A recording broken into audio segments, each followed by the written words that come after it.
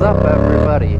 Today I want to talk about two maintenance things on bikes that I've learned recently, and I thought maybe they could help some of you out. So the first one is right angle valves on your tire stems. So if you saw the other week, I put some on. They were like these silver right angle, like aluminum. They were nice valve stems, and you know, when it fit in the hole in the rim, it was kind of loose, and I was like, oh, interesting, like it has an O-ring in it, so it's gonna be airtight, I guess, but I just wasn't expecting it to be loose like that.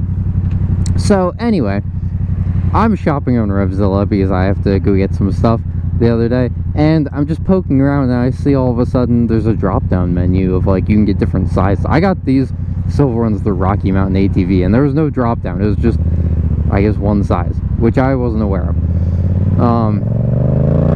And when I saw that there were multiple sizes, I was like, oh no, maybe that's why it was so sloppy. And it held air just fine. So I don't know. I mean, I was like, I guess it's fine.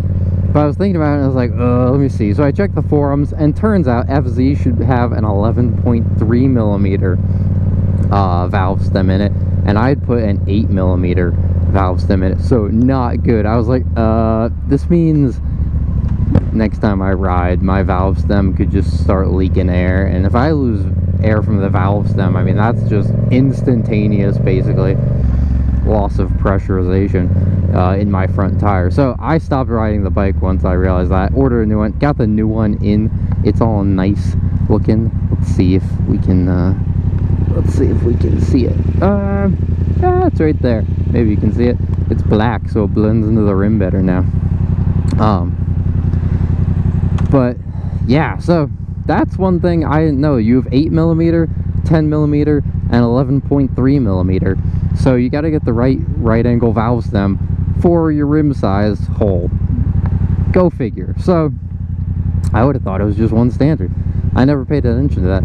I feel like I've bought valve stems and replaced a bunch of my tires before, and I just shove these like rubber, like Slime brand ones in, or whatever they carry at Advance Auto, and they always just, they fit fine and never leak air, no issues. Well, so it turns out, you know, it could be a big issue. This one in particular is way better than the first one I bought. The first one I bought off Rocky Mountain, I think it was like K&B or K&L brand. It had just like a O-ring on the bottom. This one has kind of like a rubber sleeve though, so I sort of feel better about it, where it's like a lot more rubber to protect you versus just one O-ring. You know, it's like a longer seal kind of. So anyway, I'll put some photos or videos up where it's like you can see the difference between the size, in case if you never knew that, because, you know, I sometimes consider myself like a pretty good mechanic since I do all the work on my bikes myself, but then I come across things like that where it's like, well, I didn't even know that, and I didn't really think of it. And so luckily I caught it before it was a problem for me, but you know, hopefully this gets to you if you need it, that it can be potentially problematic. And the second thing was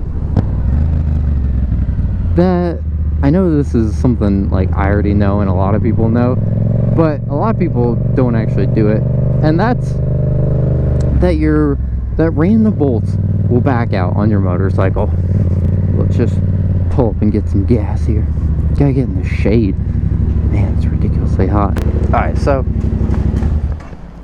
I was prepping the R3 for the track day, and it has these pinch bolts.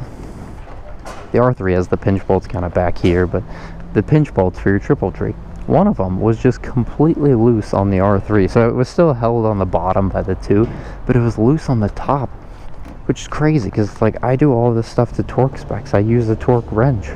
I'm so analytical about it, and then it was just way off, so way loose, super dangerous.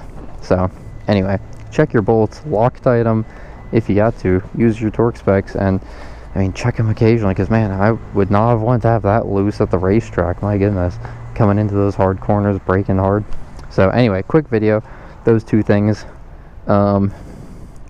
maintenance things I've learned recently. So anyway, drop your favorite kind of nuanced, quick maintenance things in the chat or in the comments, and would love to read them. So anyway, thanks, and I'll see you guys on the next video.